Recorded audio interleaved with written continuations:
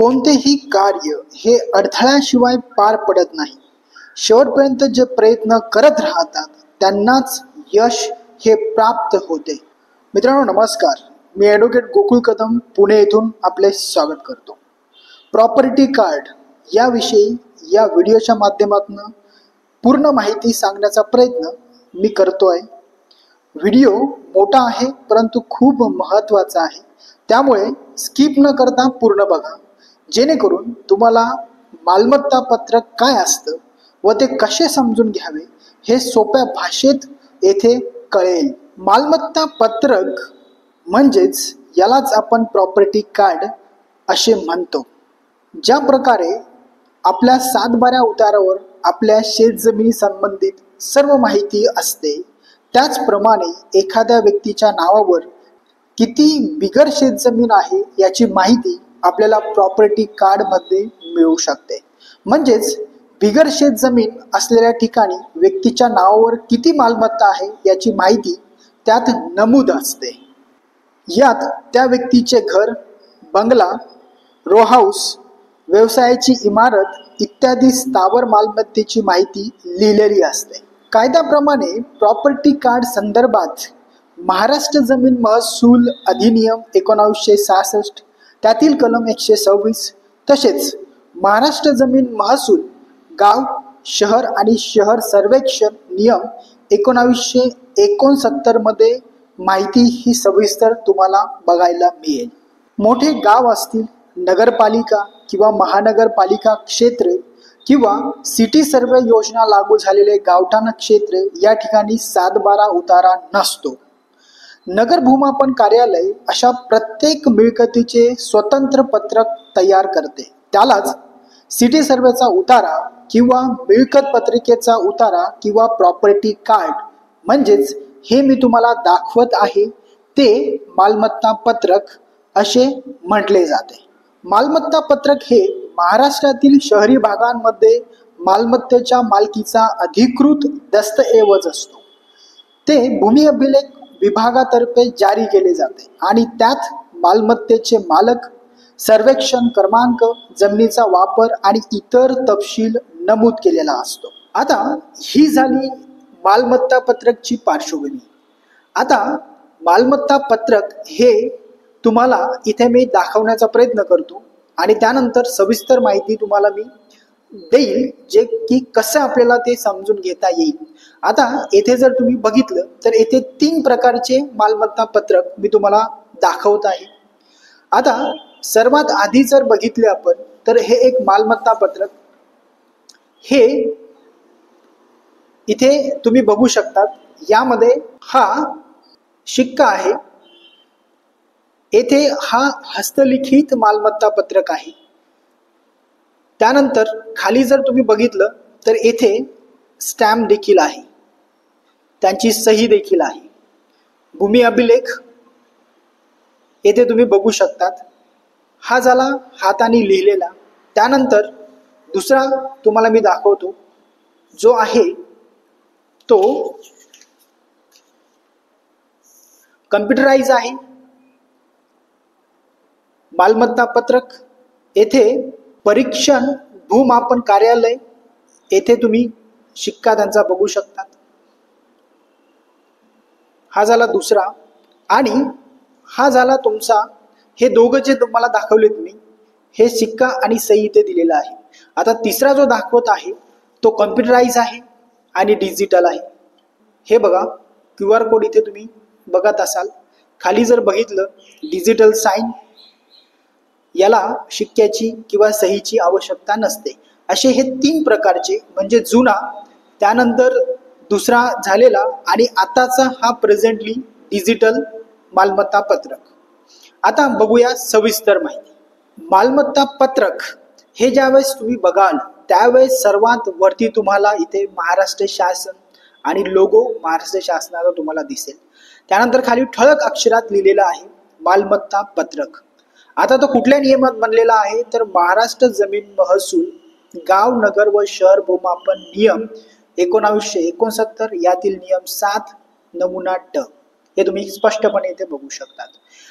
आता येथे खाली जर तुम्ही बघितलं तर येथे तो मालमत्ता पत्रक कोणत्या गावातील आहे, त्या गावाचं नाव, तालुका, त्या तालुक्याचं नाव, तसेच कोणता नगर भूमापन आहे त्या नगर भूमापनाचं नाव देखील इथे असतं, आणि जिल्हा.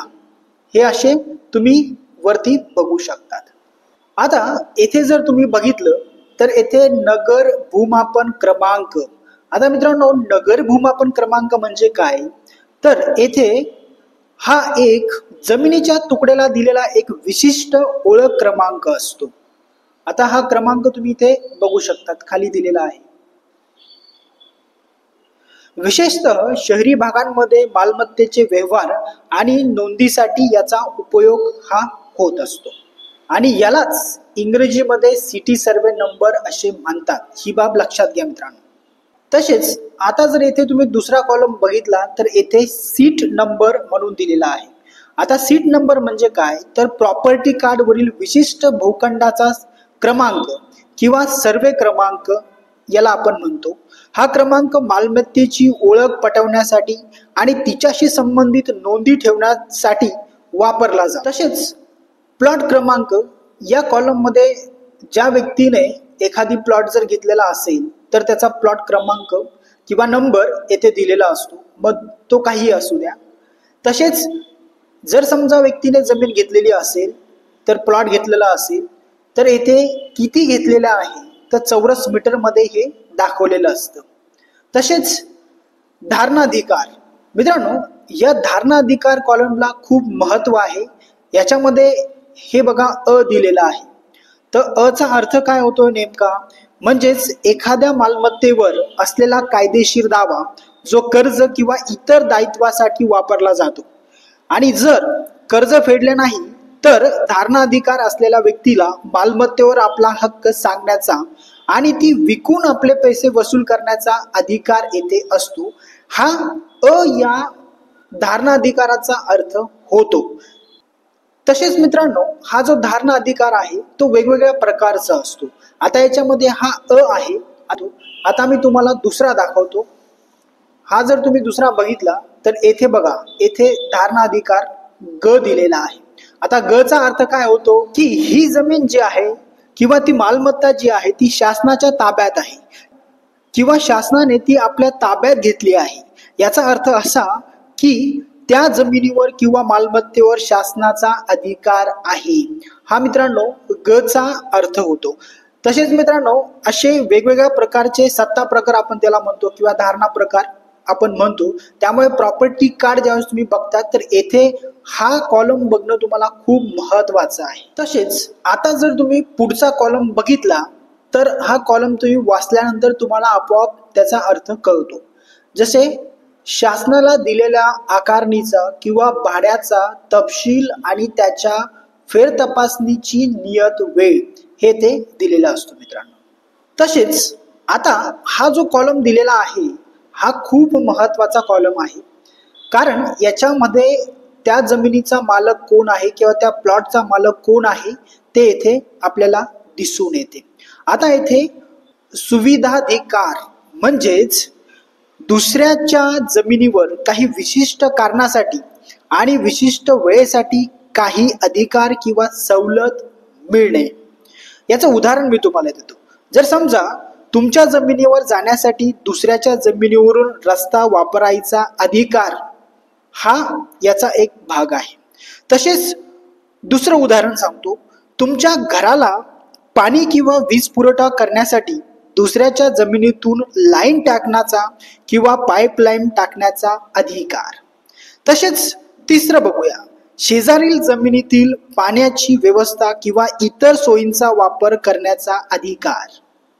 त्याचप्रमाणे आता येथे जर तुम्ही खाली बघत असाल तर हक्काचा मूळ धारक. आता हक्काचा मूळ धारक म्हणजे कोण मित्रांनो, मालमत्ता खरेदी विक्रीच्या व्यवहारानंतर खरेदीदाराच्या नावावर ती मालमत्ता नोंदविली जाते. ही नोंदणी झाल्यावर खरेदीदार त्या मालमत्तेचा मूळ मालक बनतो किंवा ती मालमत्ता वडिलोपार्जित मिळाली असेल तरी देखील तो मालक येथे बनतो. आता त्यांनी ती जमीन कधी खरेदी घेतली आहे तर त्याचं वर्ष देखील येथे आपल्याला दिसून येते. आता येथे समजा ती जमीन जर त्याने विकलेली असेल तर त्याच्या नावाला हा कंस येथे पडत असतो मित्रांनो. आणि येथे तुम्ही जर बघत असाल तर तुम्हाला एच इथे दिसत आहे. तर एचचा अर्थ काय होतोय की मिळकतीच्या मालकी हक्कात बदल झाल्यास इंग्रजीमध्ये एच असे लिहितात आणि मराठीमध्ये ध असे लिहितात. त्यामुळे आता इथे बदल झालेला आहे, त्यामुळे एच इथे म्हणजे होल्डर त्याला इंग्रजीमध्ये आपण म्हणतो. तर ही बाब तुम्ही लक्षात घ्या. तसेच खाली बघा, येथे पट्टेदार हा एक कॉलम दिलेला आहे.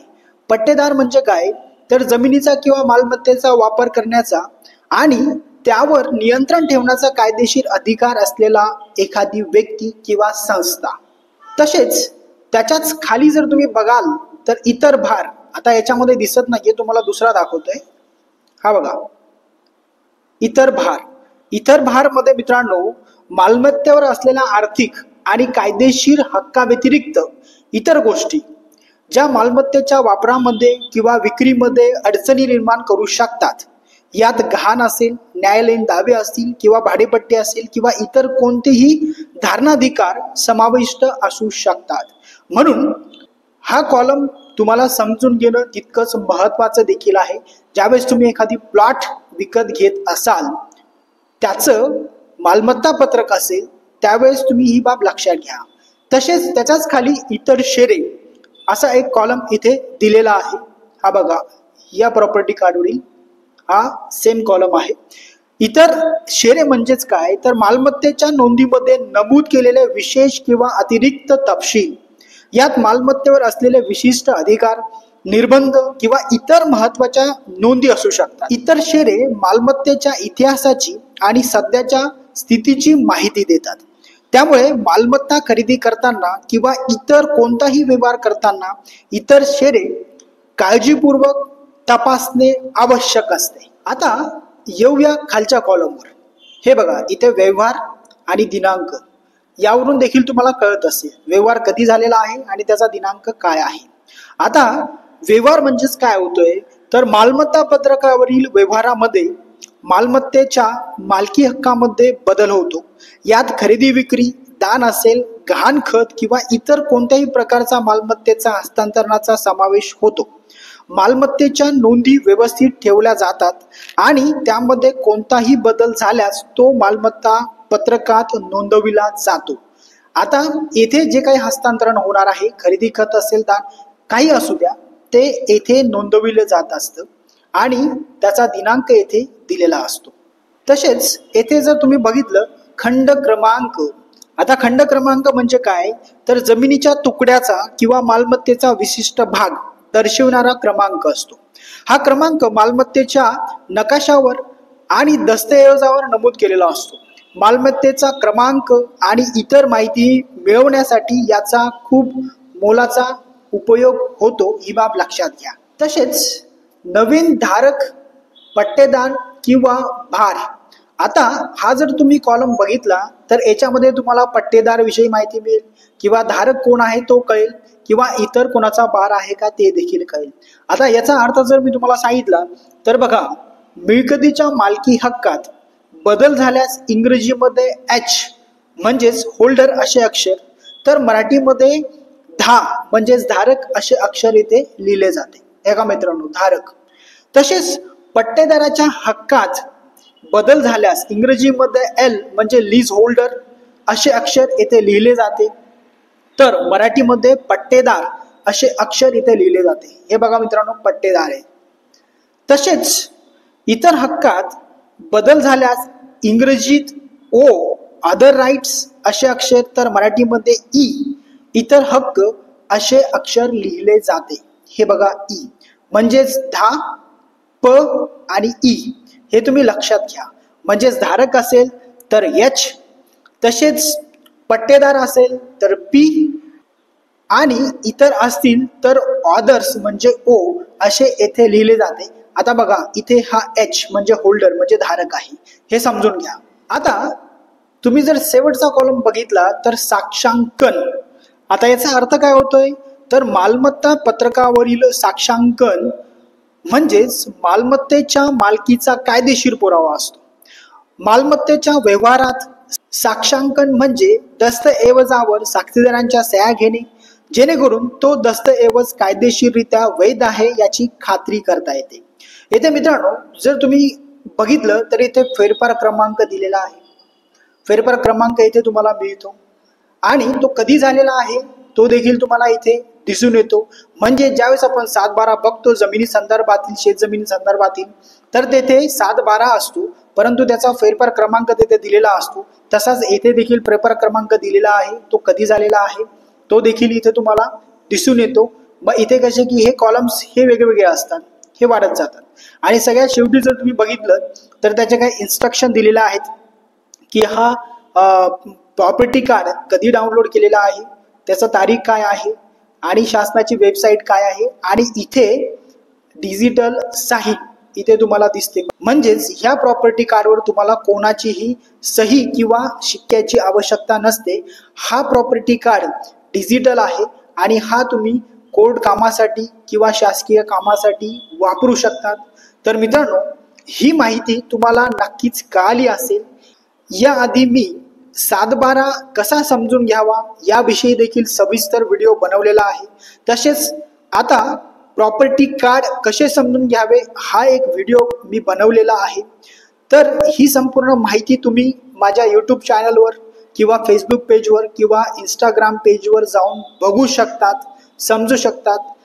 जेणेकरून तुम्हाला जर शेत जमीन खरेदी करायची असेल तर काय काळजी घ्यावी, 7/12 कसा समजून घ्यावा, आणि जर तुम्हाला शहरामध्ये एखादी प्लॉट किंवा मिळकत खरेदी करायची असेल तर प्रॉपर्टी कार्ड म्हणजेच मालमत्ता पत्रक कसे समजून घ्यावे हे ठळकपणे कळेल.